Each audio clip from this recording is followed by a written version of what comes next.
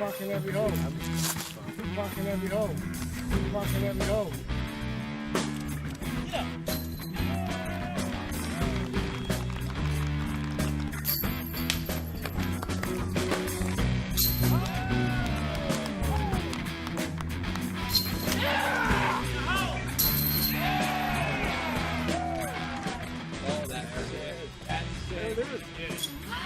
Welcome to Disc Golf Live Video Magazine. Thanks for tuning in. We welcome some new contributors this episode as Here and There Disc Golf check in with tourney coverage from Georgia. We'll also consider course design as we take a look at a classic California course, a brand spanking new course in Kansas, and a common course design shortcoming. And this episode we wrap up Dynamic Disc's Mind of a Pro series. We'll kick things off with Paige Bjerkus and her take on putting right after this.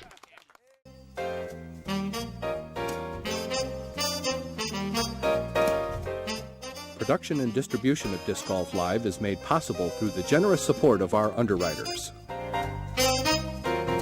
Thanks for your support.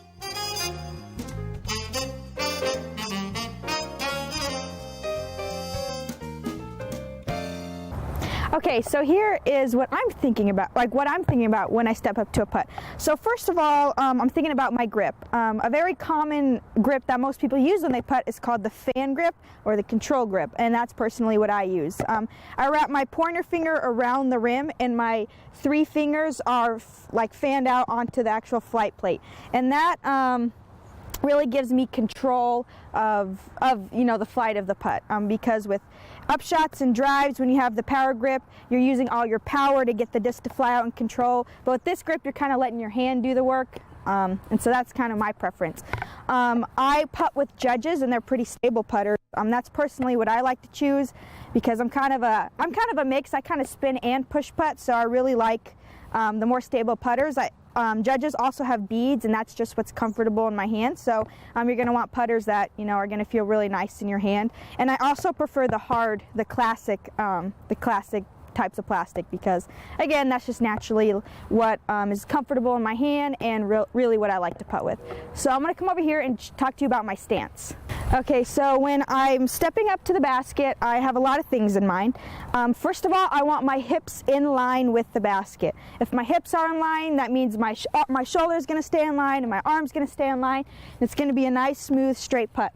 And also, I'm thinking about my release point. If there's going to be wind, that might change a little bit, and that also might change how hard I putt. Usually if it's wind, like if there's a little bit of wind or a lot of bit of wind, I'm going to putt a little bit harder so that I have more control on the putter. And if it's a headwind, I'll release a little bit left because I know the wind's going to kind of push it right and go in the basket. And then tailwind, it probably will stay the same, maybe a little bit to the right, and I know it'll be pushed down and dropped into the basket. Anyway, so my hips are pointed front. My leading foot, which is my right foot, if you're left-handed, it'll be your left foot, is pointed straight towards the basket. Really, my back foot is just going to be what's comfortable. I don't particularly pay attention to where it's aiming. I'm just making sure that this front foot is aimed at the basket. All right, so I line up. I really like to do a couple of these motions to kind of like center my body and make sure like this is where I want to release and this is where I want to putt from. And then one thing that I do when I putt is I kind of rock back and then push forward to get the distance I need.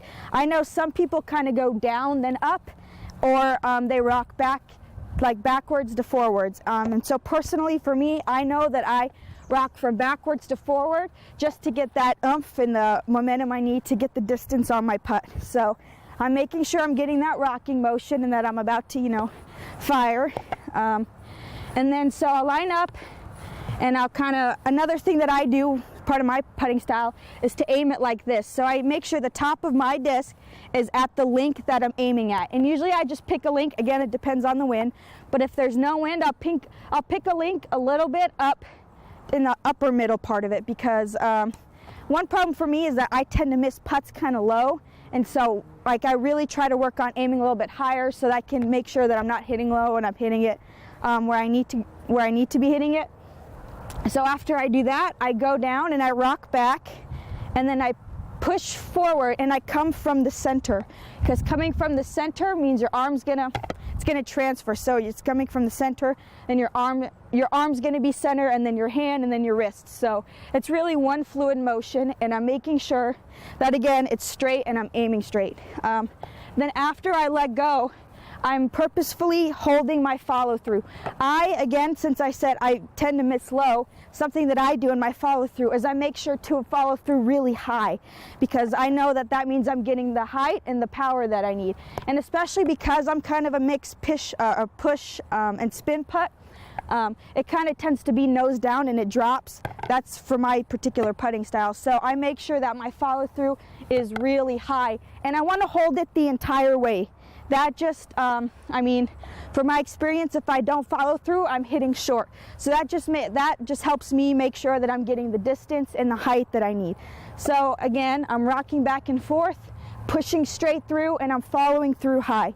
And I end up really on my toes after a putt. And so I want to make sure that after my follow through, I'm remaining like balanced. Obviously, I'm on just the tip of my toe, but I need to make sure that I'm balanced, because it could be a falling putt if I'm not balanced. So that's also something I think about. So holding my follow through, I'm on the tip of my toes, and I want to make sure that my follow through is in line. If my follow through is right, I'm going to miss right. If my follow through is left, I'm going to miss left. So I'm also purposely thinking, I really want my swing and my follow through to be like making a line, like in line with the center of the basket. It's one straight fluid motion, and it's right in line with the basket. And usually if I'm not like in line, I'll notice and I'll miss right and I'll miss left, and so then I can make that adjustment on the next putt. So yeah, that's what I think about when I'm putting. Thanks for the tips, Paige. We turn now to tournament footage from the Here and There disc golf crew down in Georgia. We're here, and we're there, and we're there. Hey guys, it's Cody from Here and There Disc Golf, and I'm happy to bring you the second round of the Oregon Park C-Tier number 1. Got a great card for you, and today I have a guest commentator, Graham Mickle. Say what's up. What's up, guys? How you doing? And we're going to get right into the action. Hole 1, 352 feet downhill. Lead this off is Matt Dollar. Shot a 45 in the first round to be at 14 under. Going for the thumber. Me too. I usually do a little flick shot. Jason Light, a Prodigy team member. Big shout out to Prodigy for making me an ambassador this year. Paul Uliberry from Arizona, taking the Heiser route in. That's my time. Woo! And Matt Lack, he's going Metal Like Firebird, collecting some number as well.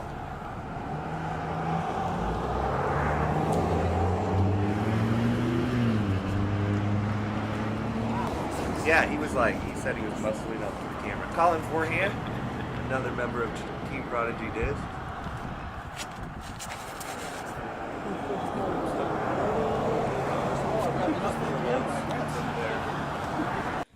Within 50, there's putt. I was very impressed with Colin's putting between the 2 rounds.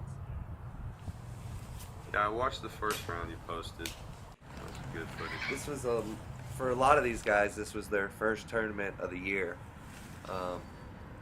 Getting back into things. Matt Dollar switched companies. Yeah, He's now sponsored by Latitude 64. Right? Yep. Looking forward And to see then- what happens with that. Yeah, and Jason, Colin, and Paul sponsored by Prodigy, and players. Matt Lack, one of the best players I know that's not sponsored yet. He's on the top card. Not sponsored, huh? Yeah, he's on the top card of pretty much every Georgia tournament I watch on YouTube. That'll do. So Big shout out to Matt Lack. Jason going right at it. If you guys are wondering what Dollar's throwing, it is Opto Sparks on the thumbers. And the rest of the guys, Laser beam up yeah. there. I know Matlack was throwing a lot of Nova. And obviously the Prodigy guys are throwing Prodigy. I'll try to let you know what they're throwing when I know. Ooh, wow, that was up there. Yeah, Colin can throw those hybrids probably farther than anybody I've seen lately. He loves the H. He's been crushing the H3 lately. Yeah, I can't get my distance drivers up that hill. Yeah.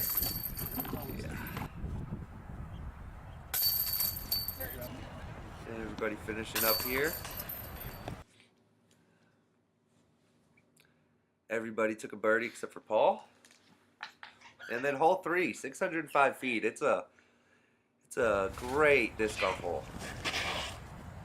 Yeah, the first few times I played this, it was just a monster to me.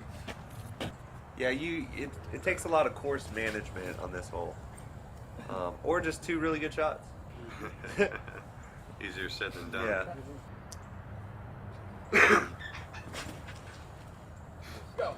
Had very few 3s on this hole and a lot of 5s and 6s. Yeah, I'm probably average bogey. I always get caught in that stuff, right where Colin's heading. Looks like he got a kick out. Yeah, looks like he dropped down. He'll be okay. I'd like to Just take this. crushes Oh this. man, that's destroyed. I'd like to take this time to let y'all know about a few tournaments I got coming up for the love of the basket. It's at Sequoia Park. Check out Disc Golf Scene for that one, as well as the Here and There Open in May. It's at Lula, and the Can't wait for that tournament. and the Independence Day Classic. It's gonna be the 2nd year we're doing that. Awesome. It'll be fun. We always do a Thanks, buddy. Who Can Dress the Most Patriotic Award. I think Ashley Collins took that one last year. Yeah. What's she do with that? It's a lot of high socks, big bow tie, Right on, colorful right hair. on. It was red, white, and blue. Ashley's groovy. I enjoy her. And Dollar with the roll. Yeah, that was a tough roll. Yeah, roll all the way down the hill, and then pulls out the spark and throws That's the it. number up there. Sit down. Nice recovery. I don't know what Paul's throwing here, but it just gets a little high and hangs onto those branches up there. But yeah, that was his drive. Yeah, that was a Farther monster. than Longest drive I've ever seen on this course. yeah. There's Colin's 3rd shot. I couldn't quite get the angle. And Jason's 3rd shot. They got hung up in that bush over there. Nice putt by Matlack. Oh.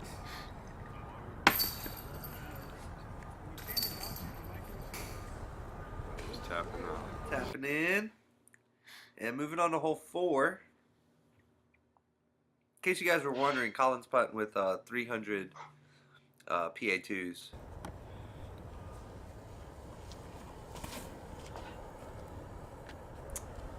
I don't think he was very happy with that one. Just a little left. A lot left. Yeah, more. Matlack coming out in the middle. Heiser's out. Down there. Still open shot straight to the basket. Nice rip by Colin. As you guys can tell, I'm getting a little cold. Thanks to this wonderful rain we're having today. And whiny. Oh, God, look at Paul. Just Yeah, hugs that right just side. Putting them out there so fast.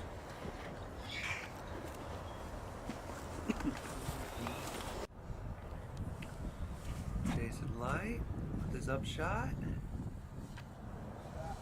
Good shot. A nice line.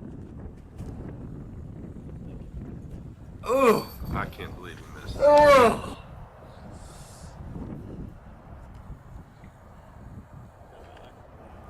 Basket. Then I don't know, it looks like this was the only shot he had out of there. Put it right on the number. Yeah, even catching branches.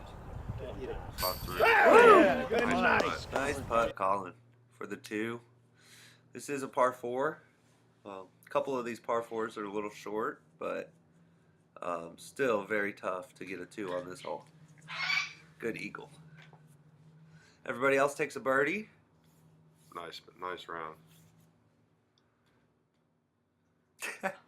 Hole 5, 475 feet. A little bit uphill, back down the hill, and then a little bit up another hill. Pretty much just want to put it right down the middle of this hole.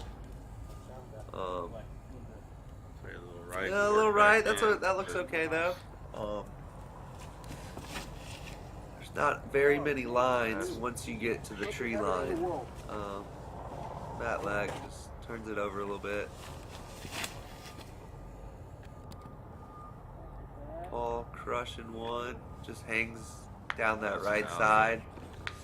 Doesn't hit anything.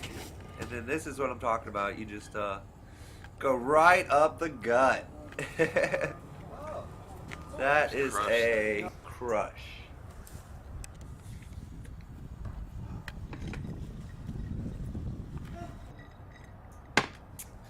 So they're all spread out. It gets pretty dicey once you get up into this tree line. Yeah, it can tend to pose problems. Yeah, there's not very many lines through there. Paul's got a good look here. And this is Dollar's drive coming up. Great drive. Yeah. And that'll card another eagle.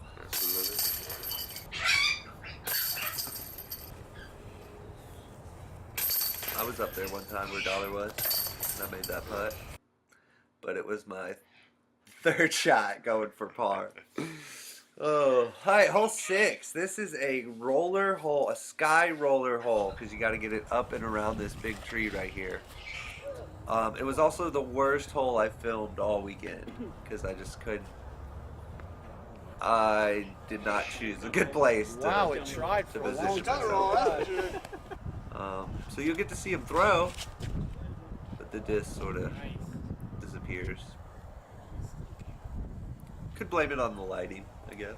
Yeah, it's not necessarily the best background to work with.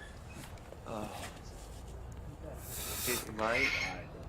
I'm pretty sure everybody opted for the roller, except for Colin went for a big air shot.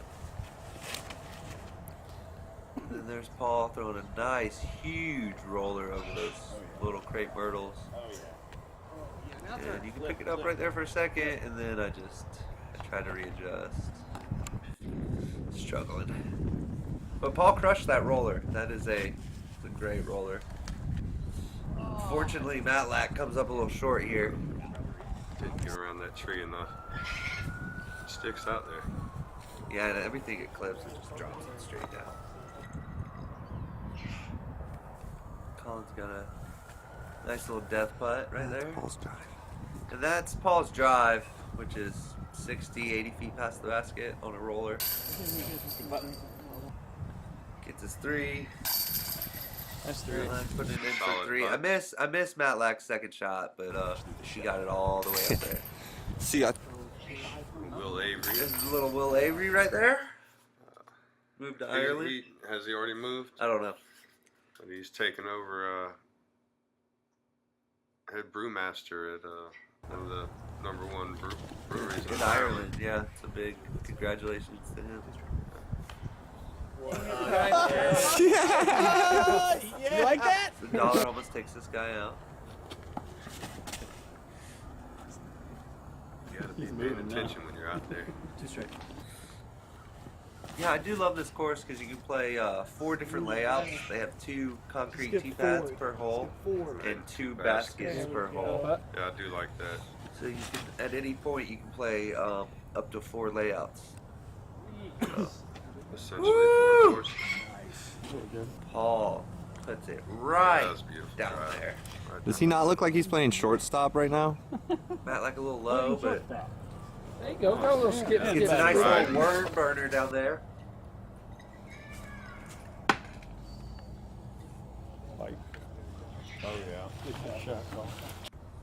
So we didn't get any eagles on 6, but we got one on 4 and 5.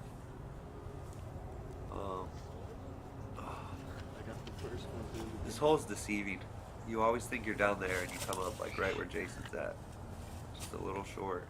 Unless you're Paul. Unless you're Paul with your crazily skip down there. Great putt. For another eagle. We'll get back to this tournament later, but for now, here's a look at one of California's signature courses, courtesy of SpinTV. La Mirada, California, home to the historic La Mirada Disc Golf Course. Based in a residential community of Southern California, this championship-level course's natural beauty is obvious to the eye, and its nuanced layout is so well entrenched in the history of disc golf itself. Yeah, this course is extremely important. I mean, it has so much history here. World champions, that's what this course is, and it's what it's always been. You know, everybody one time or another, they've had experiences here. Well, this is where all the champions came from originally. If you didn't grow up to play in La Mirada, you weren't a world champion. This course is very important. It's always been a championship level course. We used to have lots of people traveling from, all over the United States to come to play the big tournaments here. This was still the greatest course in most of the United States. Budweiser used to sponsor tournaments out here. They would take up this whole park. This place would be crowded with spectators. We ran 20, 25 tournaments a year. The biggest one being the US Open Flying Disc Championship. $40,000 prize money, 20,000 spectators. Basically, we say it was just jumping. First installed in 1976, the La Mirada course was a huge draw for early disc golf talent in the Southern California area, and hosted some of the early pioneers of the modern game. Well, La Mirada was kind of like the base, okay? It's like it started here as far as probably the second disc golf course to have baskets in it. Pasadena was the first. A year later, this was the second course to have baskets in the world. An extremely versatile course. It features 2 full 18-hole layouts, as well as one 18-hole par 68 super layout. The La Mirada course is very special. Many of us would consider it the jewel of Southern California. I would. There's topographical change, so you have on rolling hills and it's completely turfed, so you have grass throughout. It goes around the lake. When we brought the US Open there, we needed more holes because to handle the players, so we expanded to another 9 holes. And so that's how it got to 27. We had so many people that wanted to play in particular tournaments that they added another 9 holes on the back, so which made it 2 18-hole courses, and they just kept the holes there. With the 2 courses here, with the lakeside, it wraps around the lake, these gorgeous trees, the variety of trees, the rolling green hills. It's a versatile course. It's not flat like a lot of courses. You got a little bit of everything out here. La Mirada was the only course that went in at the time with 3 different pin positions. You got elevation, you got uphill, downhill, hyzer shots, anhyzer shots, straight shots, wooded shots. You've got long holes, you've got short holes, you got control shots. The land was perfect for the disc of the day. The layout was great, and that's changed, as the discs have changed. Wide open, well manicured fairways. It always looks pretty. It's just gorgeous. It's just a gorgeous walk in nature. And it's still progressing. It changes every couple weeks or so. We've got different basket placements. Hosting historic events such as the US Open and the World Frisbee Disc Golf Championships, it seemed primed from its inception to become a disc golf hub for years to come. Its well-maintained fairways and clean environment draws you in with a variety of mature trees, rolling hills, and stunning lakeside views. I put the first La Mirada Open on, and it was basically put on the weekend before the World Frisbee Championships. All the players were in town, so they came to La Mirada to play disc golf and warm up and play against the competitors that were in town. And then after the weekend, they went down to the World Frisbee Championships. Obviously the weather in Southern California is awesome. I think that's one thing that's, a key point. We can play year-round. Every tournament, we have people showing up 5, 6 a.m. here to help, here to volunteer, put up signs, move baskets, whatever's needed. There's so many people that want to help this course, which is awesome. The amount of volunteers we have that are coming out here and working 8, 9-hour days and not even getting paid for it, just helping just for the love of the course and the love of the game. It's fitting that the first Disc Golf World Tour stop is in La Mirada, and the proud community surrounding it can't wait to show it off.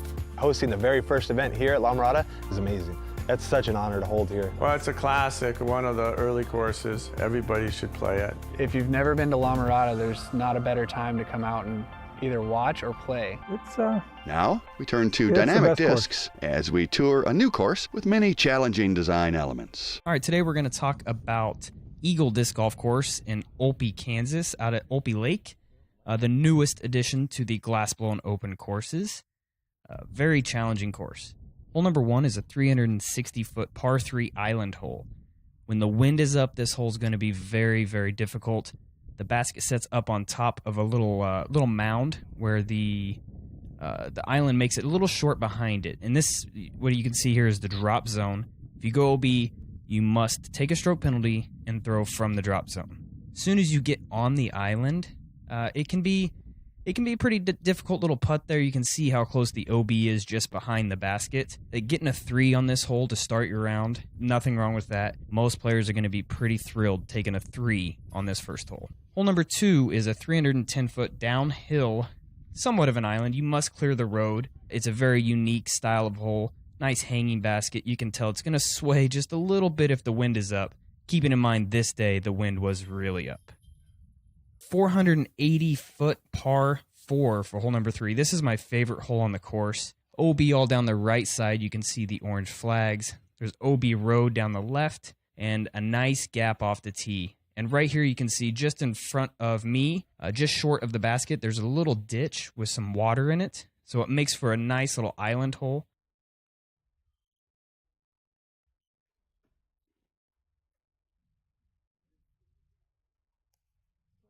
I just threw a trespass on a straight line, get up there, have a nice approach into the green for my birdie 3. Such a beautiful hole. Moving on to hole number 4, 510-foot uphill, par 4, OB all down the right side, the cables, and then over this dam you can see on the left here that I just hit is the lake. And all of this should be grass growing by the glass blown, and that's going to create a little bit more difficulty if you're on the side of that hill. But for the most part, what's really going to get you on this hole is how deceiving the approach is. Here I thought I was relatively close through the approach, and I ended up being quite a bit short, but ended up making my putt for the birdie 3, which is great. But just keeping in mind when you're playing this hole, the approach, the shot is a little further than you think. Hole number 5 is where the water really starts to come into play. It's a 330-foot par 3, and it sits out on this rock peninsula, and everything you see rock-wise is safe. A lot of people were concerned that their discs are going to get scraped up, but we've played a dozen rounds out here, so and nothing has scraped up discs by any means. So it's a relatively easy shot unless the wind is really blowing. Should be a pretty easy birdie for you. Hole number 6, 550-foot par 4. Off the tee, you really just want to throw like big power hyzer around the tree here in front of you just to give yourself a nice look at the basket. The OB line right behind it is relatively close, probably about 20 foot. There's a fence back there. But other than that, there's a little OB to the left, but nothing really of much concern. Relatively easy par 4. Hole 7 is one of the signature holes on the course. 230-foot par 3, tight gap, like nothing we have around here for the Glassblown Open courses. One of the better shots, if you've got a forehand, which I don't, which you're about to see, here is just straight down this gap I'm trying to hit, just to the right side of that tree. I almost hit the line, but I caught the tree and kicked left. But that shot right there, it leaves for a relatively easy approach for your 3. But if I would have just missed that tree on the hyzer line, it would have been skipping up toward the basket for a birdie. Pretty cool little backdrop here on the hole as well. All right, hole number 8 is a 740-foot par 4. Pretty difficult one. OB all down the right side. The tree you can see right in the middle of the fairway that I'm going to hit right there. It's a little memorial, and all of that is OB as well. And if you go in there, you go to a drop zone with a stroke penalty. OB all down the left side as well. There's OB behind the basket. Makes this hole really tight when you're throwing your approaches into the green. Difficult par par 4. If you get your 3 on this hole, you really feel like you've earned it. It's pretty difficult. The OB line behind it is relatively close to the basket, so you just want to keep that in mind when you're throwing your approaches into this green. Hole 9, 370 foot. It's a par 3. This shot is more of a placement shot. OB's all down the right side. You can see the flags. And OB creek all down the left side. What I like to do on this hole is just throw a big turnover S shot out in the middle of the fairway and give myself a nice look at the green to get up and down for a pretty easy 3 on this hole. It is a par 3. It plays a little bit harder than a par 3. You probably won't see too many deuces on this hole, but it should be a pretty easy 3 for you. Moving on to hole number 10, 300-foot par 3. Probably one of the easiest holes on the course. Just a slight little turnover. Everything left is okay. You're just kind of in the tree line. And everything right is similar. There's some thick woods on the right that if you get caught up in it, it could be a struggle. But for the most part, you should probably be getting a deuce on this hole, throwing it up there nice and close. All right, hole number 11 is a 500-foot par 3. Coming out of the gap, you just want to throw something nice and straight. You don't have to get too much power off this tee because there is OB left. There's a really tight OB line down the right side, and the basket sits on a peninsula. So the shot is just throw something nice and easy, fairway driver, a big mid-range down the middle, and then throw your approach into this green, and should be pretty easy 3, assuming your tee shot is clean. Hole number 12 is another signature hole on the course, 800-foot par 5, very challenging hole.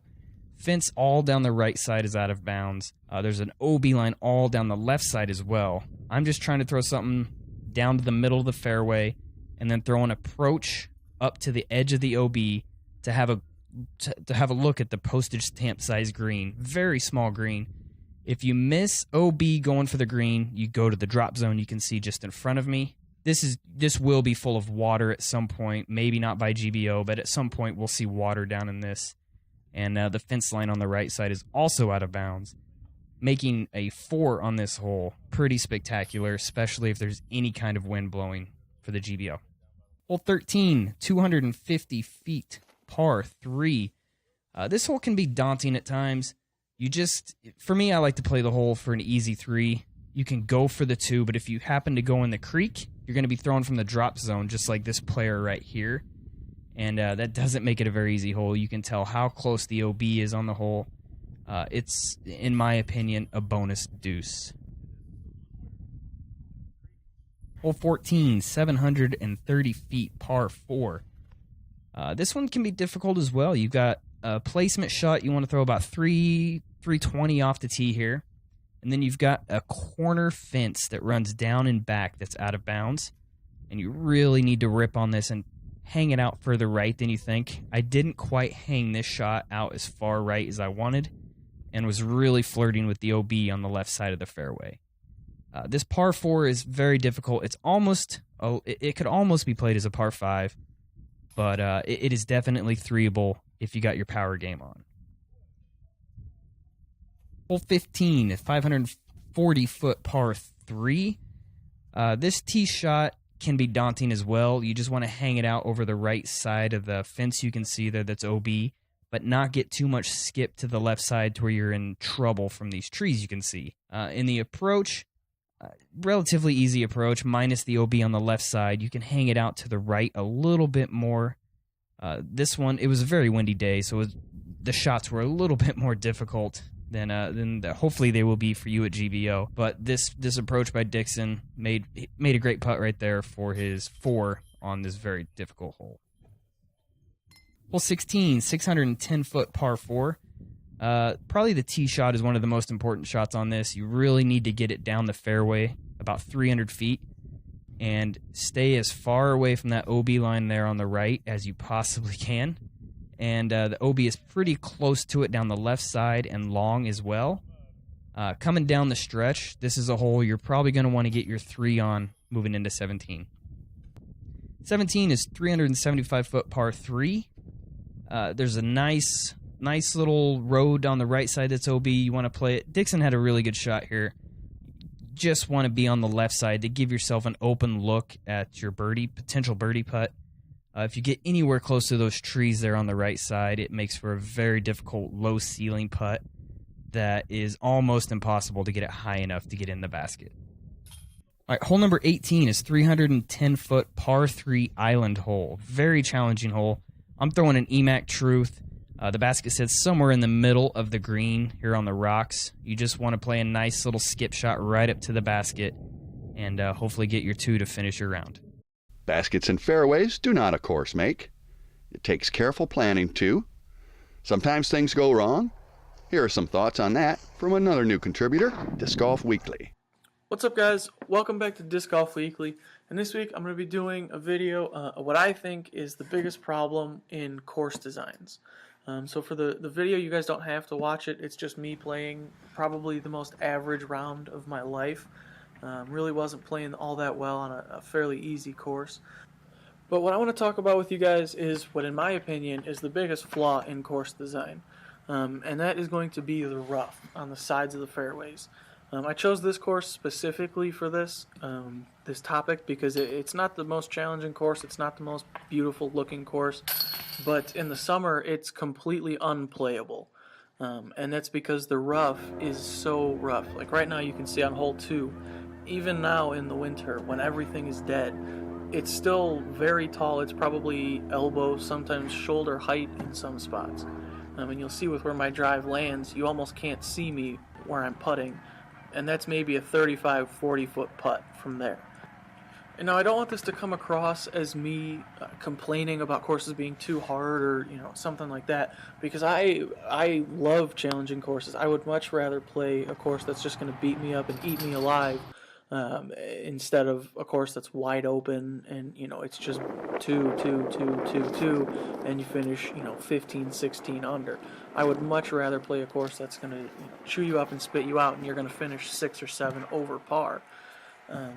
But the problem with courses like this that I see, which for me they're pretty common around where I live, and the biggest problem with them is not only losing discs, but it doesn't add to the challenge of the course. It doesn't add to the challenge of the hole. All it really does is add to the frustration level of you playing, where you throw and then you're gonna, if you don't land perfectly in the fairway, like this course that you're seeing right now, the fairways are maybe 20, 25 feet wide in some spots, in most spots. And now for someone like me who's been playing for a while, that's usually not too big of an issue. But for someone who's brand new, and that's kind of what this course at least was put here for, it's right in the middle of a neighborhood, and it was put there to help get new players into the game. And a course like this, people are going to come, they're going to play it once, and they're going to be frustrated because they showed up with 2 discs, they lost one somewhere on the course, and they were looking for their other disc, 10, 15 minutes at a time because the rough is so rough. Not only the fact that it's going to discourage new people from playing, or it's going to, new people are going to come, they're going to play a course like this once, and then they're not going to want to play it again, they're not going to have any fun doing it. I don't like the fact that, it, like I said before, it doesn't make the hole any more difficult, it just makes it more frustrating. If you want to add difficulty factor to a course, plant some trees, move the baskets around, elevate the basket, elevate the tee, something like that. But when you just narrow the fairways and then make the rough even rougher, or you just don't trim it at all like this, where, I'm 6 feet tall, and there's some spots where the rough is over my head. That doesn't help the course. That doesn't help challenge the players. All it does is it makes people throw layup shots because they don't want to risk losing their disc. And in my opinion, at least, that's not what we want our new players to experience. We don't want them to come to a course and just have to throw 10-foot shots. Everyone, when they first start off, they want to throw as far as they can, and they want to throw it as hard as they can. Obviously, we all know that's not really what's going to help you long term, but most people, when they first come out the first time, they just want to throw far. And a course like this, where you're not very accurate because you just started playing and you just want to throw it far, so you're going to be throwing stuff hard, you're just going to be losing discs left and right. And I know when I first started, I always played the easier courses because I didn't want to play something like this. I didn't want to lose discs. I only had one disc for, I think, like the first year or two that I was playing. I only had one disc, so if I lost that, I probably never would have played again because I wouldn't want to spend, you know, the extra $10, $15, $20 to get a new disc just so I could lose that one too. And now, like I said before, I'm all for challenging courses, but this isn't the way to do it. There's a course near me in Illinois. It's in Batavia, Illinois. It's called West Main Park, I think. And that course, in my opinion, could be one of the best in the state, or at least in the area. But like this course that you guys are seeing right now, the fairways are ridiculous. You know, you throw, you're going to be looking for 10 or 15 minutes minimum for your disc. But that course has the potential to be a very, very nice course. They just let the stuff grow, and they have really narrow fairways. And as a result of that, there's no one playing that course. That could easily be a course where they could charge, you know, $2 or $3 a round, and if they cleaned it up, people would still go. I know I would still go. But the way it is right now, people aren't even willing to go there when it's free. And that's a course that could be a top-level, best in the area, you know, course. And if there's a course like that, where people like myself or you guys that are watching this who have been playing for a while and you're pretty experienced and you know what you're doing, and you're not coming to that course when it's free, how can we expect our new players to want to come to a course like this where it's just as bad, where the holes are, you know, the rough is just ridiculously hard to find your disc in. This course that I'm playing on in the video, for example, more than half of the holes are blind shots, so you don't even know where the basket is, which is a whole nother story for a whole nother video. But that's really my thoughts on the topic. I'd love to hear your guys' thoughts. What do you think? Are you for having the really narrow fairways with the rough, the extra rough on the side like that? Or are you like me, where you think, you know, if you want to make it difficult, plant trees, plant bushes, stuff like that, but make it fair to the player? Thank you all for watching. Go get out and throw. Putting practice is the most important thing you can do as a disc golfer. So now, let me tell you what I do. My grip is a pretty traditional grip. Some people will have all 4 fingers on the bottom side. I like to have 1 finger on the rim. That helps me with control. I know that's an area of contention for some people, but for me that helps give me control, and my other 3 fingers are fanned out. Now, there is a big discussion about whether you should be a spin putter versus a push putter. Here's the thing, you should be a practice putter. Whatever style you pick, if you practice it a lot, it's going to work. That's the thing, you have to practice, you have to practice. But with that being said, spin putting is obviously better, and let me tell you why. For me, what spin putting allows me to do is I can keep the exact same form, and that putt would be good from about 15 feet on up to 30, 35 feet, and I won't really have to change anything. Whereas if I was coming at it at an angle, about every couple of feet worth of distance in my putt, I'm going to have to change the angle of my throw. But with a spin putt, I'm going in a straight line, and it's just a matter of how far the basket is away as to where I'm going to hit it. So for me, that's what I like to do, because it's something that I can easily repeat, and it gives me a chance to be more successful. So let's step over here, and I'll kind of walk you through the ins and the outs of my putt. So I'm going to have a staggered stance with my leading foot, so the foot of the hand that I'm putting with, my right foot, is going to be forward, and my body is going to be on a line with the basket. That's very important, because it's going to allow me to do everything that I need to do in the direction that I need to go. Because remember, even if you're just a couple of degrees off, for every as the putt gets longer and longer, those little degrees are going to make a huge difference. So I want to keep this as consistent as I can. So I've got my grip, I've got my stance, my knees are loose. What I like to do for my putt is I like to think about everything I'm going to do. So I'm picking out a chain link, I'm thinking about how the wind is going to affect my putt. For a spin putt, the wind, a left or right wind, so long as I keep it flat, it doesn't really mess with the disc too much. However, with a spin putt, a headwind or a tailwind is going to really affect the putt. So if it's a headwind, I want to aim low, knowing that the wind is going to lift the disc. If it's a tailwind, I want to aim high, knowing that the wind is going to drop the disc. But other than that, I'm trying to stay about the middle of the basket as far as up and down, and I like to aim about 1 or 2 links to the right for me personally, because that way, if the disc starts slowing down and begins to hyzer, all that does is bring me to the middle of the basket. Now, right before I putt, I get everything ready. What I like to do is I actually squat down just a little bit, because I tend to find that when I'm not thinking about my putt, when I'm not in a good rhythm, I tend to leave it short. So squatting down like this, it puts me in a position where I have to use my legs, and that generally gives me enough power to get back into the middle if I'm a little bit off. And then right before it's time to putt, I try to completely clear my mind of everything so that when I'm actually putting, I'm not thinking about anything. I'm letting my body remember the 10,000 putts that I've thrown, and that it's just going to happen because I've put the work in.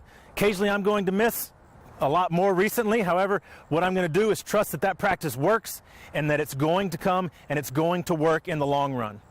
So I get set, I aim where I'm going to go, I squat down, then I release my mind of everything, and then I just execute the putt that I know I can do.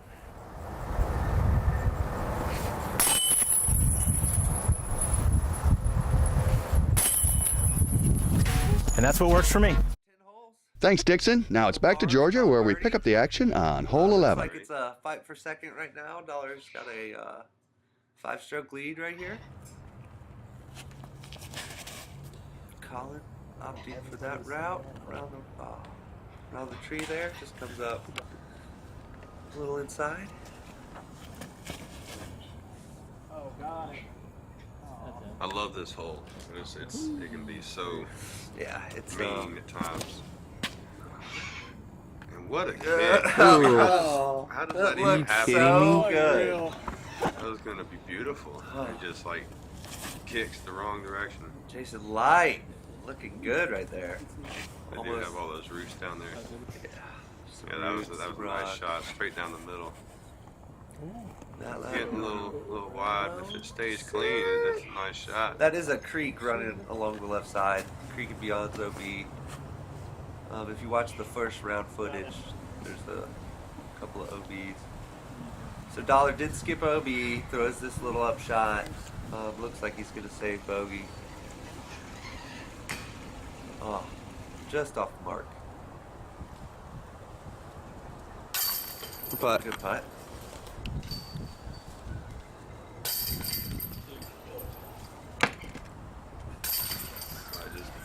Just tapping it in. Great card too, man. Both rounds, I had a lot of fun hanging out with these guys. Yeah, I really wish I could have made it. Don't get too. We had 31 pros at this C tier. That's awesome. Big thanks to Ryan Watson for getting them all here. Yeah, you guys put telling this them together all. in no Yeah, time. put it together on I think a Tuesday afternoon. 6 days, Saturday. 5 days Right. before that Saturday. I love this hole. It's just a nice downhill hyzer. Woo! You can float one in. There's a great chance to skip one in. Yeah, I love this hole. It really caters to my throw, because that's about my distance anyways. What is this hole? I think it's like 300, but it plays like, or maybe Well, it plays, can maybe drive it further than plays this. 300. But I can throw a nice hyzer out there and get close. But then, I never make my putts. That's another story. So man, they are all putting it pretty Yeah. close. Some beautiful shots. I usually throw. I've been throwing an M2 here a lot lately. Just trying not to play the big hyzer. Yeah, just Kind of nice and easy straight. stuff. Oh, Yeah, I just picked up a beautiful M2 from here and there. Disc from golf. here and there, disc golf. Nice. What good people over there. Some really cool discs. Check them out.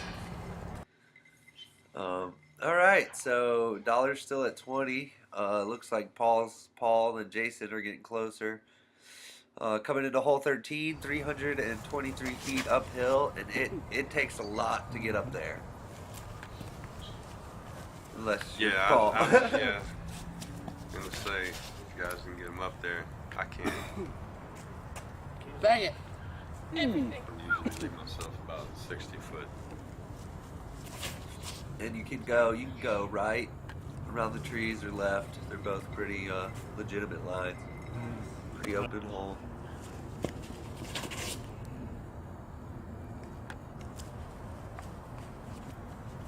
Nice shot. Cool. Yeah. All right. So Matlack takes it a little wide, but he actually does get a lot of skips. Skips, Yeah, plural. yeah, not as many as he wanted, but he got a lot closer than where he landed. Toughness. That's fun, Colin.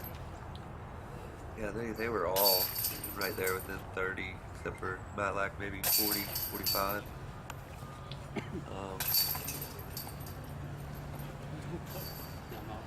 Good round so far. I think we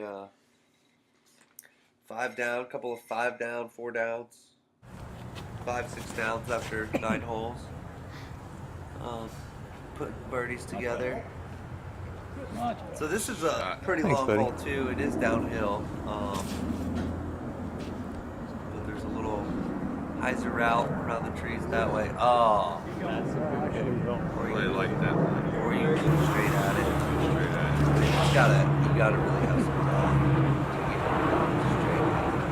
Oh man, those trees They just skip so big that they're unforgiving. Yeah, there is a big like ball slip there a little bit. you know when it released it. Turn over. That's nice. Yeah, that's a little high. But yeah, that's what I'm talking about. You gotta need a lot to get there. Whew. Almost skips it in. Nice putt. Nice. Dog. That is a good one.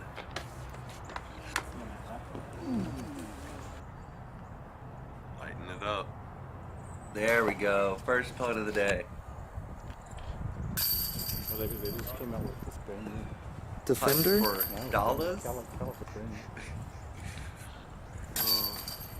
I see what you did there. I see what you did there. Unfortunately, Colin did not throw any forehands this round. Well, But yeah, bunch of cool cats in this group. It was a lot of fun. yeah, they made this hole look so easy. I know. I actually really enjoy this hole because I figured out one time if I just throw it right at that stump, it ends up pretty good. You know, mid-range, That was a nice thumber. putter, fairway driver, yeah. Dollar snuck through with the thumber. Tried that line a few times because I like to throw a lot of thumbers. Matlack, beautiful line up there. Not very good at this hole.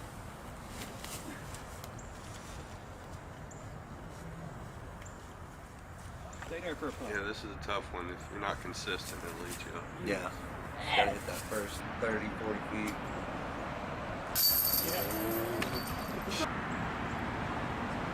Get off that one, get a tree. Yeah.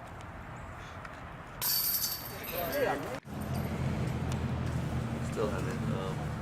This next hole is another nice hyzer. Yeah, this next hole is pretty. It's a pretty nice way to finish the day, going 16-17, because it's 2 great birdie opportunities.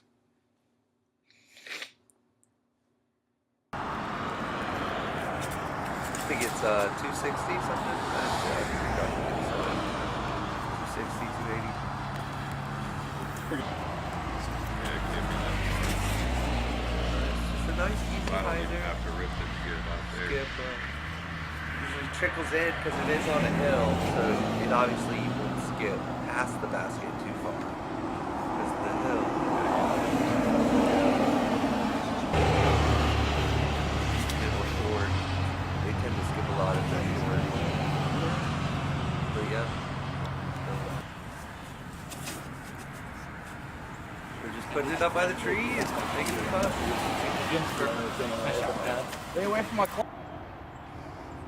Forehand. Oh. Hello. Yeah, that's easy 16. Then 17's a nice downhill putter shot for sure. I've seen some lefties take some crazy lines, but Big Annie's. Big Annie lines, and but yeah, for the most part, you just throw either a stable putter like that, or you throw a understable putter straight at it. Yeah. Definitely don't want to get too high.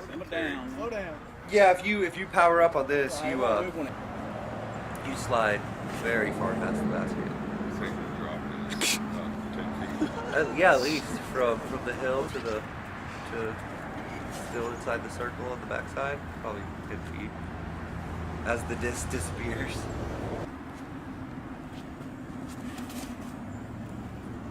I thought about throwing it upside down fire balloons.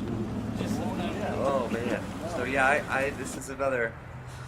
They set you up with these two easier holes, and then you go to 18 to finish off the round. That's a big uphill shot. Yeah, big uphill shot coming up. You got it. You don't have to have a huge arm. Just a Yeah, I pretty think good arm. Colin said Will you he pick threw up that H3 CTP, the first Colin? round, put it up there. I don't know what he threw the second round. It looked like a H3 or H5.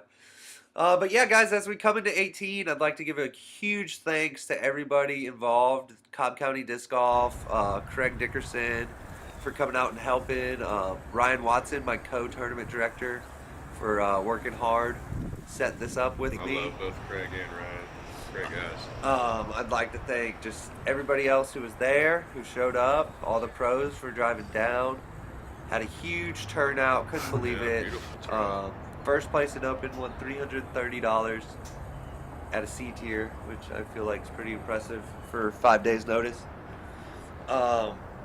Besides that, guys, check out Disc Golf Scene. I got all my Georgia tournaments posted. And thanks for watching. Let you finish this last little bit of 18 in silence. And I'll see you at the very end. See you guys Yeah. later.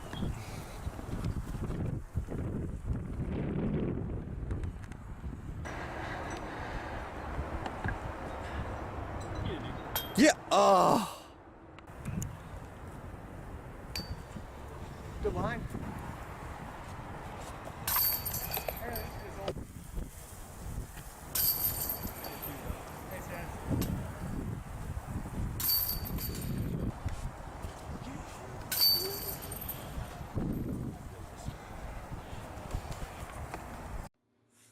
Hey guys, again, huge thanks for watching. Check out my Instagram here. Well, that's it for this episode. Thanks to our contributors, Here and There Disc Golf, Dynamic Discs, SpinTV, and Disc Golf Weekly. Thanks also to the PDGA for supporting this show, and to the many stations helping us bring disc golf to new faces in new places. Until next time, drive carefully.